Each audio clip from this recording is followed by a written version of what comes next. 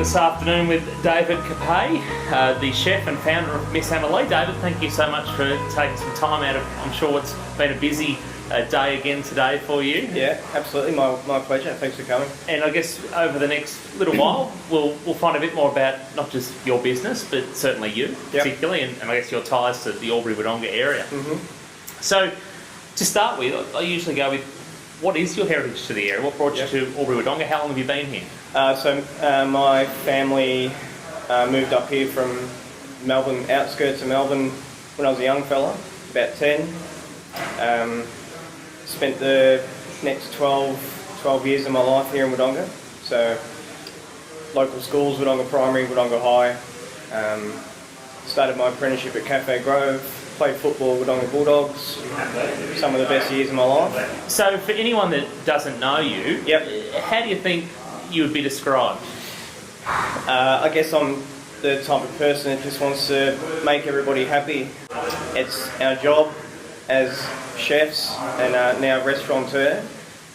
Just wake up in the morning and just want to make sure that everyone that comes in contact with me or the restaurant has an awesome experience and a great day. And if I meet someone down the street, they'll walk away from me saying, what a nice guy he is, I guess, hopefully. Fantastic. So, chef, traditionally they say, you know, your mechanics don't tend to drive good cars. How do you go cooking at home? I don't do a lot at home, to be honest, cooking-wise. Sundays exist of maybe a Coles chicken, and Monday might be my wife makes homemade pizzas. Yep. As long as the fridge is full of beer, I'm pretty happy. So. Simple. Yeah. Let's talk a little bit more about Miss Amelie. Yep. So, how long have you been operating now? Coming up to being 2 years old. Yeah. So we opened, June 2016, we opened the doors. Coming up to, we'll be 2 years old very soon. It's been a great 2 years. Really well received in the public and the community. So. What made you set up Miss Amelie? I guess the opportunity came to buy the business. Obviously, it's always a dream of chefs to have your own restaurant, and I was never in a position where I wanted to do it in a big city. A bit too much competition, too much on the line, more expensive. So the opportunity came here, and Miss Amelie started ticking over in the brain.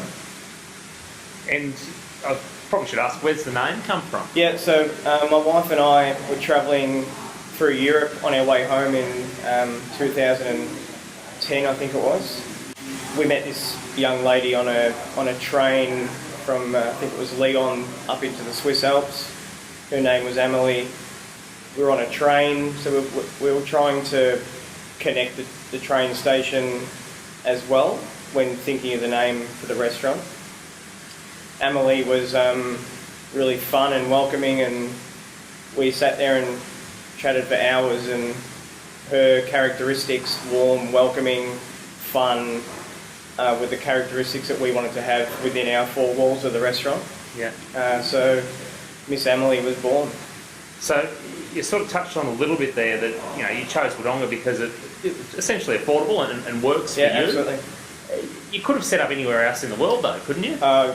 Yeah, could have. My parents and my wife's parents were here, so my wife's originally from here as well. We met playing football for Wodonga Bulldogs, netball and football. So we go back a long way, and it just made a lot of sense to bring our two children home, to be close to their grandparents as well, and Wodonga's always home. And let's be honest, it's a great area, isn't it? You've done a bit of world travel by the sounds of things, so you appreciate it. Oh, there's no place like home. When you're young and you think Wodonga's not great, and you think there's more to the world, but here we are, back in Wodonga, 2 kids of our own, and they'll be soon going to the schools that I went to, so it's pretty important. That is very, very something to be proud of. Yeah, absolutely. You've worked with some of the greats, Jamie Oliver, Gordon Ramsay, apart from the obvious of them and creating amazing food. What are the key things that you learnt from that and that have shaped your life to be the way it is today? Yeah, I guess the key things, you're bringing the good and the bad from all your experiences. Jamie's lots of good, Gordon's lots of bad. But That took me by surprise, that response, to be honest. And not just those two, but my whole career. Now I can bring all the good and the bad back to Miss Amelie, and we look after the staff, and we don't yell and scream, and we feed them well, and we don't work them too hard. So I guess as well as the food side of things, how to treat people, what's the best way to get the best out of each individual. Yeah. And you learn that from many facets of life. So Jamie, yep, sure, lots of hugs and kisses and bros and puckers and big loves, and Gordon, lots of yelling and swearing and abuse. And you'd say the Jamie method's more effective from experience? Is that what, if we asked the staff here today, that's what they'd say? Oh, absolutely, and you'll find a lot of, it's a swing currently happening in the hospitality industry in the big cities that were old school Gordon style, so to speak, that are now more, staff retention was so difficult because everyone's being treated crap. So twist it around, and the more Jamie approach of creating an institution, creating a home, and creating somewhere that draws people to come and work for you and feel safe and like they learn. And so I like to think that these guys, there's nowhere else to work apart from here. This is their first choice. Yeah. What is one characteristic that you believe every leader in business or otherwise, perhaps in the community, should possess? I guess an important thing that I try and portray every day is that no job's greater or lesser for anybody. I take the bins out, I scrub the windows, I sweep the floor. I'm the first one here in the morning, I'm the last one here at night. I don't just do what's necessary and go home, sit there and watch the footy. Yeah. I'm a leader. Everybody follows me. I don't crack the whip, and everyone just does their job and gets it done. Everybody's equal. And everyone's equal, and everybody sees the way that what I do every day. So then they feel that inspiration and motivation to do so as well. Well, it's good enough for you to be able to do it. Really, anyone can do Absolutely, it. yeah. Very cool. So you're planning the launch of your new bar, Little Miss, in autumn this year. What initiated this expansion? A couple of things. Obviously the development of the area. I didn't want someone else to jump in there first. I'll be honest, initially. There was talk of people interested in taking over the space, which I thought was ridiculous considering my front door's a part of it. Secondly, I just think it's going to be an amazing complement to the restaurant. Yeah. So for anyone who hasn't heard about what you're going to do, what's going to happen? Little Miss is going to be an extension of the restaurant, a more relaxed wine bar style, separate menu. It's going to facilitate the restaurant as well, so the bar will operate for the restaurant as well, but also 35 to 40 seats out there. Different seatings, relaxed, high tables, some booze. There's some nice sofas near an open fireplace for winter. Something just a little bit more one notch up from what's available locally. And the business area is growing around here, the CBD. There's a lot more people looking for somewhere to go after work for one or two drinks. And so you see they'll complement each other fairly well? Oh, absolutely. Yeah, absolutely. I don't want it to be like patties on a Saturday night where they're hanging from the roof, or it's going to be nice and sophisticated and classy and just complement what we do here at Miss Amelie. We get that one across the line. Yep. We sit down here another 5 years. Yep. Further expansion on the cards? Do you see will you be then in a capital city location doing this kind of replicated, or will you be? I'll be here for a long, long time. I was actually thinking the other day, and no one actually knows this, but taking on the back of the good shed there and operating a function centre, just do functions for weddings and bigger things, but that's down the track. There you go, you've heard it here first, the world exclusive. So the Empire probably won't stop there. Yeah. Yep. Certainly plans well across the horizon. Yeah, absolutely. You're fairly active on social media. Yes. They tell me your hashtags are for the people and living the dream. Yep. Bit corny. Why is that? Look, for the people, Miss Amelie was always not a restaurant, not to pigeonhole expense, money, genre of people, their status in the society. Anybody can walk through the door, and afford a meal, be treated the same way, looked after, it's the same food. I just wanted to really create a restaurant where anybody felt comfortable coming and having their birthday parties, small, little, large, just to make people feel comfortable that we're not that fine dining, hoity-toity, snobby, you know. So I guess I try and portray myself as that on social media as well, connecting to the public, actively posting things with my children as well to get them feel like they're connected with our life. I think that's important these days, that people get an understanding of the type of people we are before they walk in the door. And the living the dream? Do you feel you're living the dream at the moment? Yeah, absolutely. Yeah. What's not to, you know, this is every chef's dream, and I'm excited to get out of bed every morning. I love coming to work. Just ask my wife. I work too much and I don't really like hanging out at home too much. I am living the dream at the moment. I was at a school this morning and helping them out, so try and get out to the community. And what sort of impact do you think that social media and your hashtags that you've become known for, what impacts that had on your business? I think a lot. Basically, we don't advertise. You know, we get regular hits per se on our engagement. All of our posts reach over 100 clicks, and we've got over 4,000 followers on our accounts. And I think it's got, there's a lot of people that haven't been in yet that you run into down the street and they go, oh my God, I follow all your stuff. I feel like I've eaten there 100 times, but I've actually never eaten there. So I do feel like it's a massive part of social society today, Instagram, and a lot of the businesses need to probably do it a bit more to engage, because unfortunately it's hard to connect to everybody.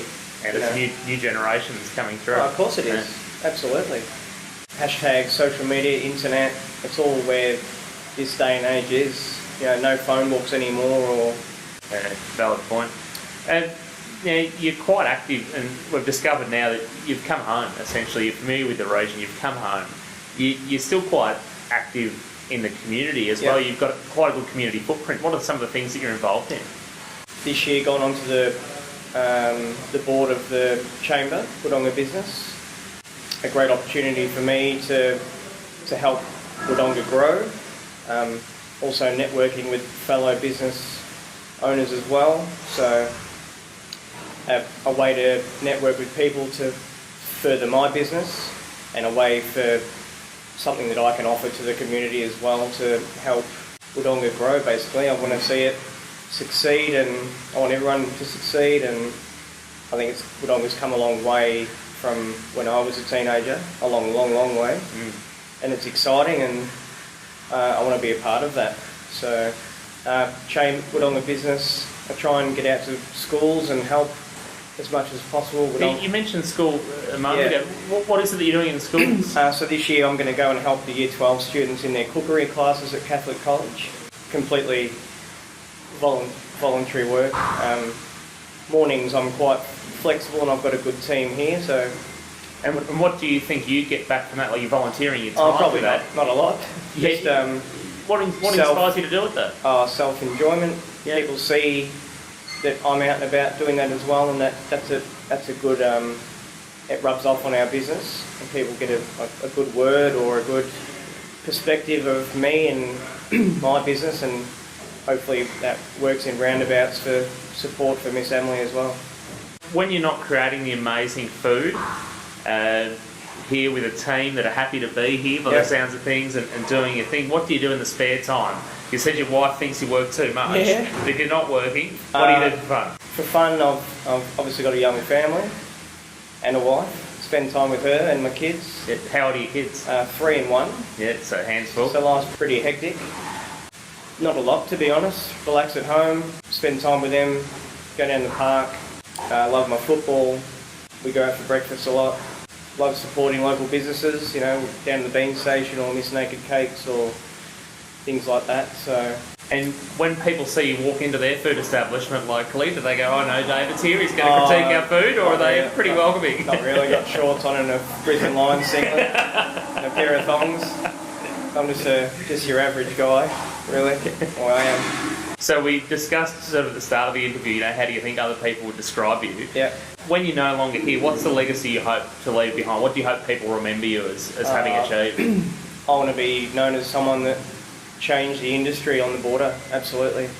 I'll continue to work with the local TAFEs and trying to promote the industry to get more apprentices, and it's struggling a little bit, to be honest. So whatever I can do to improve that is quite important to me. I feel like local people and kids don't have to leave the area anymore to learn good stuff. Like I had to leave, there was nothing, basically. So once I leave, and eventually when I leave, I'd love to be known as that person that changed the food scene in Albury-Wodonga, or own the food scene, or I want to be the best. Obviously, I want Miss Amelie to be the best and continue to be the best, and Be known for the positive impact. yeah, absolutely. Yeah, definitely. Well, it's certainly exciting times. You mentioned, you know, anyone who hasn't been back to Wodonga for a while, let's Yeah. say if you haven't been here in the last 12 months, you'd be shocked with what sort of happened Yeah. 12, 18 months, 2 years. Absolutely. It's certainly dramatically changed, and it sounds like you're proud to have been a part of it and continue to plan to give back to the growth of Wodonga, but particularly the region as a whole. Yeah, absolutely. Very exciting. I mean, even in the last 2 years, we've seen the Woolworths get knocked down and built, and the Kmart.